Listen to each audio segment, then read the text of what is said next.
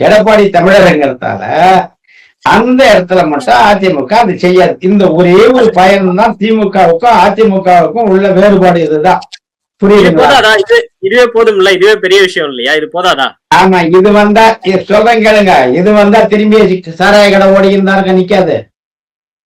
இது வந்தா கற்பழிப்பு நடந்துகிட்டு தான் இருக்கும். அதிமுக ஆட்சிக்கு வந்தாலும் கற்பழிப்பு நடக்கும், கொலை நடக்கும், கொள்ளை நடக்கும், ஆற்று மணல் ஆள்றது, மலையை உடைக்கிறது எல்லாம் மீதி இந்த ஆவணப்படுத்துறதுல திசை மாற்றுறத தவிர மீதி எல்லா தவறும் இன்னும் கேட்டா திமுக தாண்டியே நடந்திருக்கு.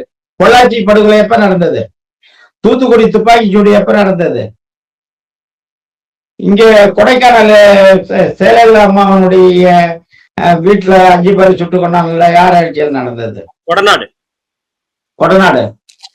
அதுக்கு அடுத்தது நீங்க மதுரை பக்கம் போனீங்கன்னாக்கா வரிச்சூருக்கும் பக்கத்துல இருக்கிற இந்த குன்றத்தூர், அது பாழி ஆய்வுக்கு போன மேலவளவு கிழக்க கீழவளவு ஒட்டி உள்ள அனைத்து மலைகளும் மதுரை ஒட்டி அனைத்து மலைகளும் உடைக்கப்பட்டுட்டது.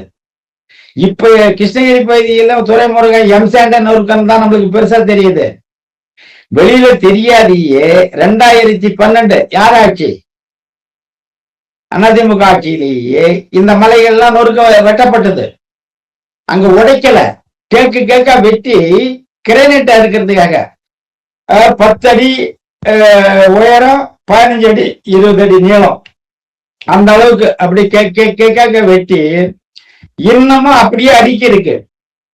சகாயம் ஐஏஎஸ் அவர் இருக்கும் பொழுது அந்த பகுதியில போய் அதெல்லாம் தடை செஞ்சு கோர்ட்ல கொண்டாந்து வழக்கு போட்டு தடை பண்ணி வாங்கி நிறுத்தினதால இன்னைய வரைக்கும் அது நிக்குது. இவ்வளவு மலைகள் உடைக்கப்பட்டது முழுக்க திமுக ஆட்சி காலத்தை விட இந்த 5 ஆண்டை விட கடந்த 10 ஆண்டுகள் தான் கனமா உடைக்கப்பட்டிருக்கு. மணலம் கடந்த 10 ஆண்டுகள் தான் கனமா அள்ளப்பட்டிருக்கு. மிச்ச சொச்சம் ஈர்ந்ததை இவங்க தொடச்சி அடிச்சாங்க. எந்த ஆற்றுலையும் மண்ணு கிடையாது, முடிஞ்சு போச்சு. ஆற்று மணல் இல்லாததால்தான் துறைமுருகம் போன்றவர்கள்லாம் மலையை கிருஷ்ணகிரி தருமபுரி பகுதியில மலையை உடைச்சி மணலாக்கி, இதெல்லாம் நம்ம இப்ப சில பேர் கேட்பான், நீ கல்லூரி கட்டுற அதுக்கு மண்ணு எங்க போவ அப்படின்பா. தமிழ்நாட்டு தேவைக்காக இது பண்ணல. இவங்க ஆட்சி முடியறதுக்குள்ள எவ்வளவு பணம் சம்பாதிக்க முடியுங்கிற நோக்கத்துல எவ்வளவு கூடுதலா நொறுக்க முடியுமோ நொறுக்கி ஆந்திராவுக்கும் கர்நாடகாவுக்கும் ஒசூர்ல போய் நின்னீங்கன்னா ஒரு நாளைக்கு 1 லட்சம் மெட்ரிக் டன் எம்சாண்ட் போய்கின்னு இருக்கு.